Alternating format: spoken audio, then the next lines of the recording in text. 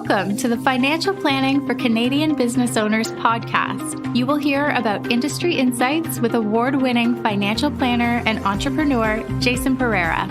Through the interviews with different experts with their stories and advice, you will learn how you can navigate the challenges of being an entrepreneur, plan for success, and make the most of your business and life. And now, your host, Jason Pereira. Hello and welcome. Today on the show, I have Luc Lapalme, Senior Principal at Mercer. Mercer is, of course, a well-known, very large consulting company that consults on various aspects of business. But today in particular, he's come on the show to talk about their compensation planning survey. And this is a survey about employers and what they're looking to accomplish or what they're looking to do when it comes to salaries for staff in the coming year. So I thought while this is not a financial planning topic per se for all the business owners listening, it's definitely one that's top of mind given the inflation environment in the last few years. And with that, here's my interview with Luc. Luc, thanks for taking the time. Thanks for having me, Jason. So Luc Lapalme of Mercer, why don't you tell us a little bit about what it is you do? Sure. So my particular area of expertise is with regards to compensation. So we advise clients on management of compensation programs, salaries, how incentives are designed, both short and long term at the executive level and at the salaried level. So I've been in the field for 20 years and enjoy doing it very much so. Excellent. All right. So basically, and then let's just actually, before we get into the actual survey, talk to me a little bit about Mercer and what they do. I know it's a very loaded question, but a lot. Yeah, Mercer is a very large organization, of course. We are a large HR consulting firm, if I had to boil it down into something more simple. So we've got our main areas of business are health, which is benefits, things around benefits, wealth. So if we're talking about pension plans and management of portfolios, and then career, which is the area where I'm at, where we do consulting with regards to HR-related issues such as employee engagement, succession planning, and compensation, all those things bundled up together. So we're all over the world, quite a large organization, and everyone has their niche. So we're kind of a one-stop shop for many organizations for consulting purposes. Good stuff. All right. So let's jump into the survey. Tell us about the survey in question that we're discussing today. Sure. So the compensation planning survey is an important one that we conduct every year to gather from the organizations that participate what their intentions are in terms of salary adjustments. In this year in particular, what are the salary adjustments that are forecasted for 2024? There are over 500 organizations that participated this year in the survey across multiple sectors, 15. We could say more than 15 sectors, also across the country and of various sizes. So a very good representative sample for Canada. Excellent. Okay. So what were the overarching findings of this study? Yeah, there were two key takeaways.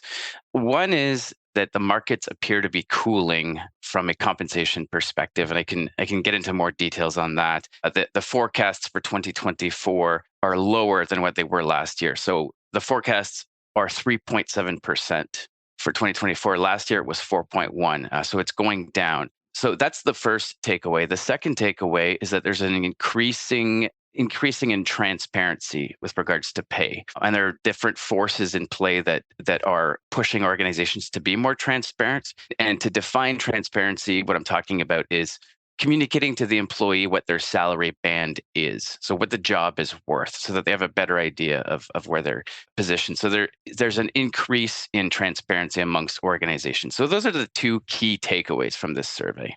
Okay.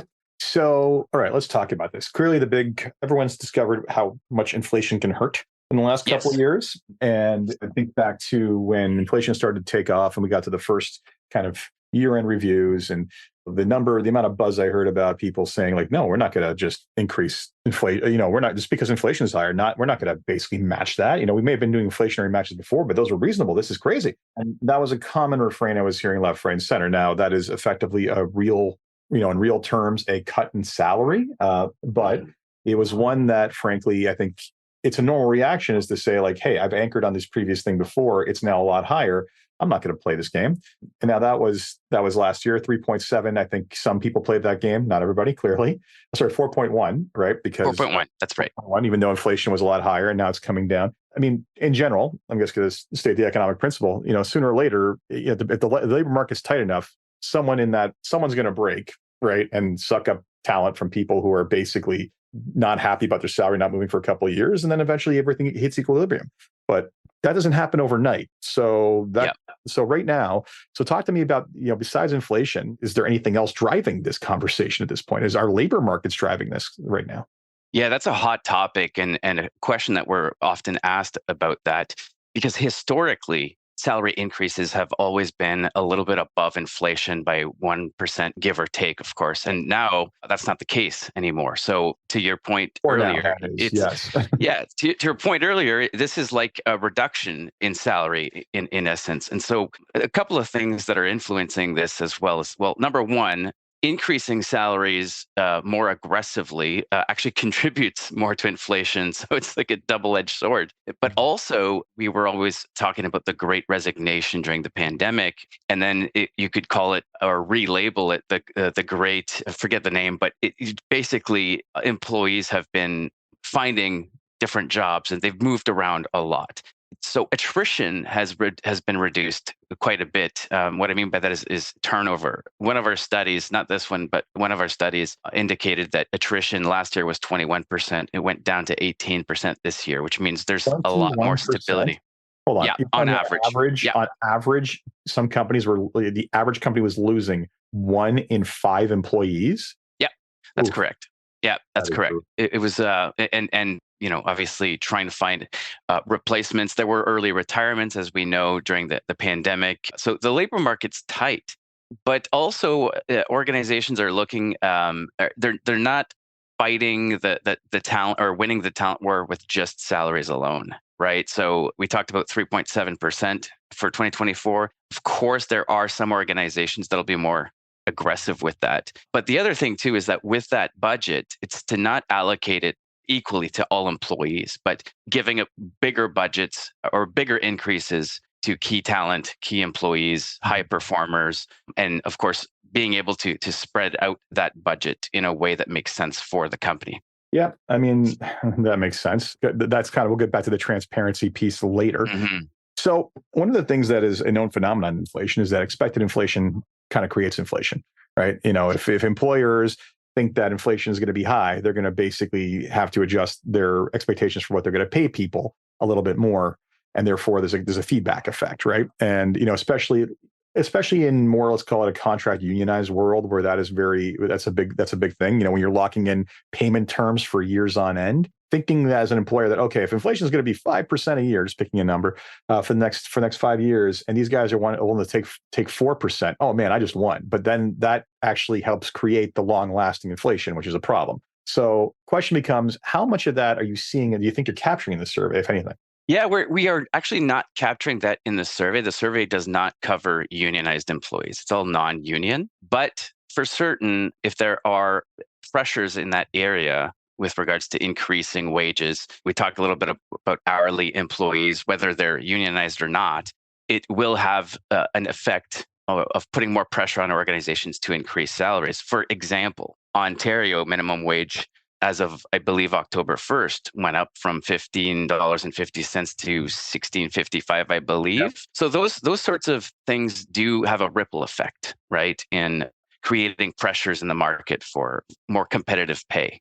Yeah, which makes perfect sense. I mean, that, and I think one of the things that goes kind of undiscussed enough when we start talking about like the cost of inflation when it comes to just eating out is, I think people forget it was not that long ago that minimum wage for servers took an enormous leap under previous governments. And since then, it's been just continuing the trend upward with inflation, which I think it's good and bad, right? Again, the kind of programmatic, we're going to match inflation kind of like creates the inflation in itself. So it's troubling. But yeah, it's a common issue. So, all right. So we have this scenario now. People are expecting it.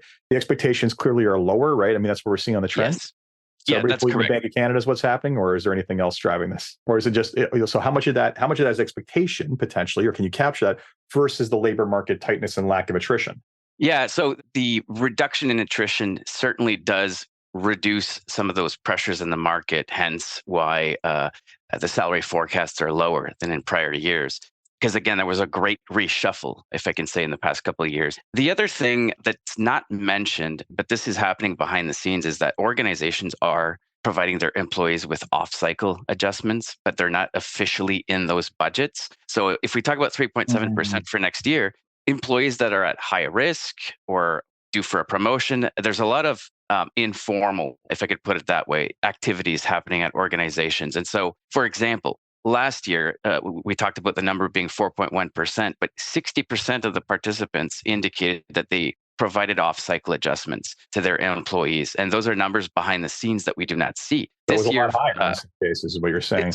So basically, yeah, there are some hidden amounts in there that we do not capture, which is why we conduct this survey more than once a year. And we also obviously gather salary data in different surveys to see what's really happening. And so, yes, so this year, 40 or 45%, I try to remember the number, but it's gone down. I would say around 40% of the organizations participating this year indicate again that they plan on making these off-cycle adjustments during the year, but that's not captured in the budget.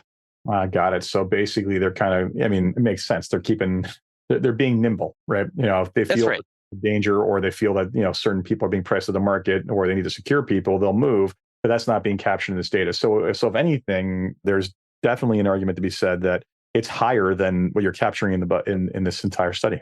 That's correct. And I can share an anecdote. A few of my clients that I've been speaking with in the past couple of years, because of the flexible or the new way people working from home, especially in the professionals, that we're sort of reducing or eliminating in some cases the geographic boundaries. And so, for example, you can have an employee in the suburbs of Montreal that now works for a company in Toronto remotely for a higher salary. So some organizations are nationalizing their salary structure so that it's more reflective of what's the national pay level as opposed to Toronto versus Montreal versus Vancouver. And for certain positions as well, some organizations target the 75th percentile of the market to be much more competitive with certain roles. So there's a lot of activity going on, of course. Yeah, I'd say there's a danger there that I've seen. I mean, danger to some. When you're in the big city, there's no danger there. You're poaching talent from smaller venues, smaller cities. The danger is if you're in the smaller cities. I mean, in particular, I remember having a conversation with someone in the accounting field in the U.S. and the large accounting firms in the U.S. in New York and D.C. and other places just started poaching talent from all over the country and literally almost shutting down some operations in not necessarily remote, but small to mid-sized cities, because they were able to pay salaries that were cheap to them, but substantially above what the regional salary was. So it's an interesting adjustment in the marketplace for everybody to have this kind of dynamic happening. Yeah, absolutely. It's interesting. And what's also interesting is that in the US, the forecasts are still high, right? They're at 4.1% for next year. Is that largely, probably due to our influx of immigration potentially and the labor force changes, or is there another reason that you can attribute to that? I think there are so many socioeconomic factors that play into that. And again, it's a national average. So it means different things in different states, different industries. Yeah. Same thing for Canada, of course. Some sectors are more aggressive, some are less, depending on their needs and the attrition, of course. Yeah. All right. So let's talk about the second trend. The second trend is specifically about increasing transparency, specifically around bands. So no one likes the idea of finding out that their coworker is paid more than they do. They may like the idea of finding out that they get paid more than their coworker does, but no one likes that, and it can lead to resentment. And income is one of those things you're not supposed to talk about, right? So not surprising this was an issue. So talk to me about what's driving this change. Yeah, there are two key elements that are driving this change. First, it's been a request by employees for many years now. In our other surveys we've seen, for example, we have a survey called Inside Employees' Minds. And in that survey, what was interesting is that 60% of Canadian employees say that they benchmark themselves, or they'll find a way to understand what the value of a particular job is. What's even more interesting is 40% of Canadian employees said that they would not apply for a job if the salary band of that particular job is not also posted. So there's that's one part of the equation that's pushing companies to be more transparent. But the other force is also legislation. So there's new legislation in British Columbia starting on November 1st. All job postings must include the salary band. So this is going to put more pressure on companies across the country because employees can now start leveraging that information and can come up with their own assumptions as to what their job is worth and where they fit within that. So it will, and it is pushing organizations to be more transparent with that regard. Now, telling employees how much other employees are paid or what their bonuses are, that's of course not happening. We're talking about the salary band itself. So we're seeing more companies now that have either started communicating the salary band to their respective employees or that are looking into a way to do it, because being too transparent could also create problems. Employees can start focusing too much on that, and of course how much they're earning relative to their colleagues. It's a privacy issue, of course. And so we have to find a happy middle ground of, okay, how much can we disclose? How much are we comfortable disclosing without, creating too many issues? Yeah, it's an interesting thing too, right? Because there's like there's both laws and just general best practices around pay equity, right? Like same job, same level, should be earning the same thing, unless there's some other extenuating circumstance that drives that, right? And sometimes what that is in the eyes of the employee is different than what it is in the eyes of the employer. So that can lead to challenges. So what we're really talking about is at least an expectation of a range, just to say, look, this is the range we pay. And I think I'd say it's also kind of motivating, because it's like, okay, the question of what I got to do to get to that upper range should be, first and foremost on people's minds. But I get the entire, no one wants to apply for a job, but they go through a process only to turn around and find out it's paying half of what they actually needed to. It's a waste of time for everybody.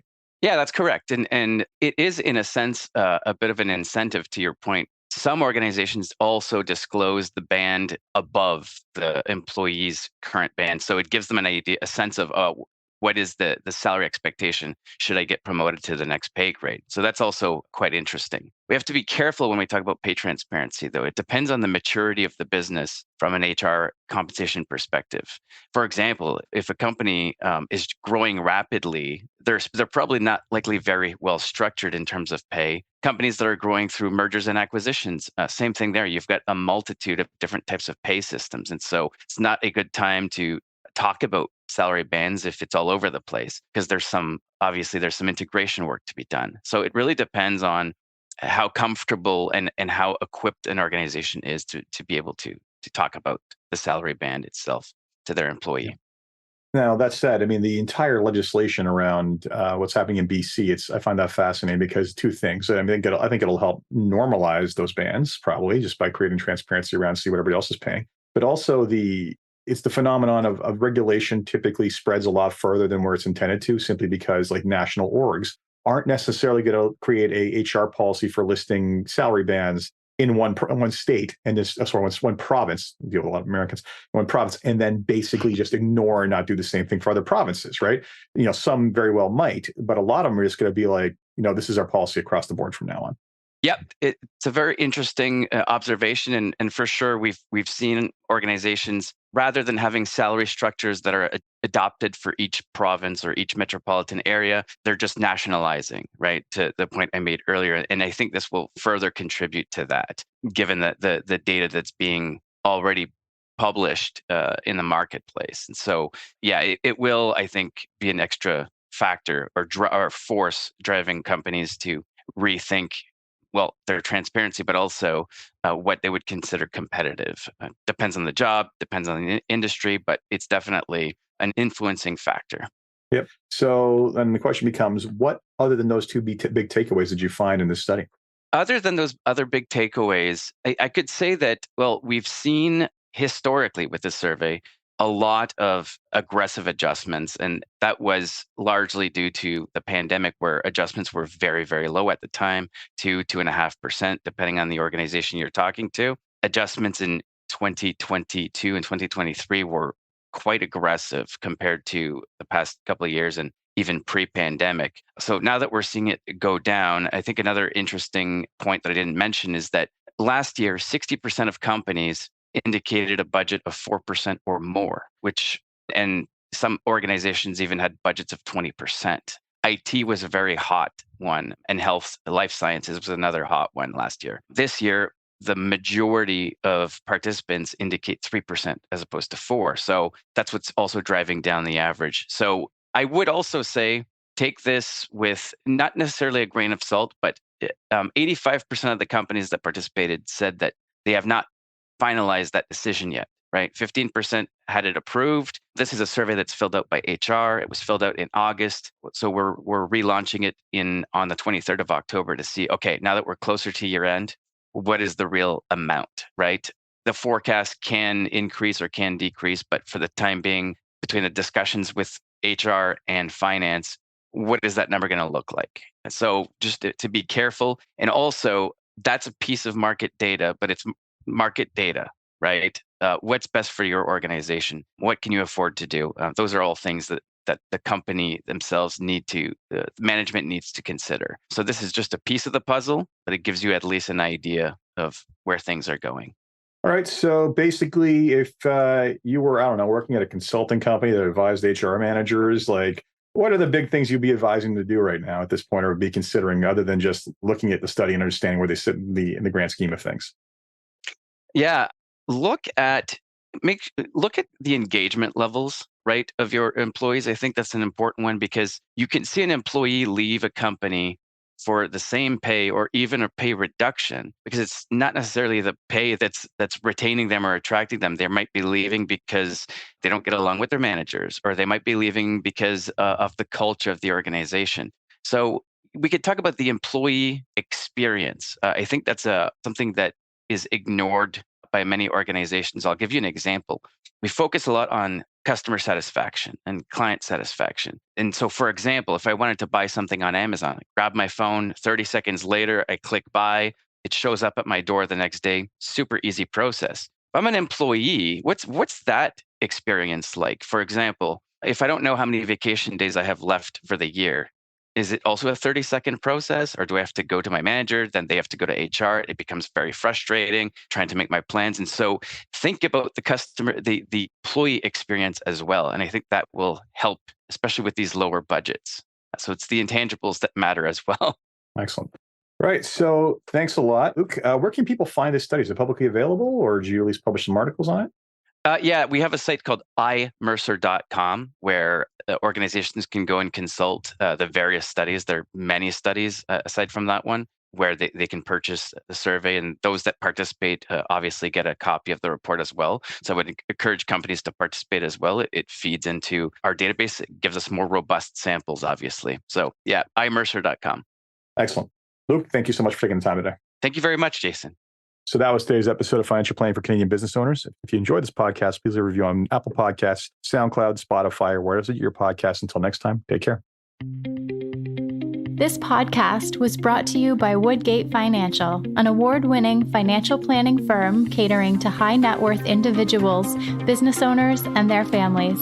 To learn more, go to woodgate.com. You can subscribe to this podcast on Apple Podcast, Stitcher, Google Play, and Spotify, or find more episodes at jasonpereira.ca. You can even ask Siri, Alexa, or Google Home to subscribe for you.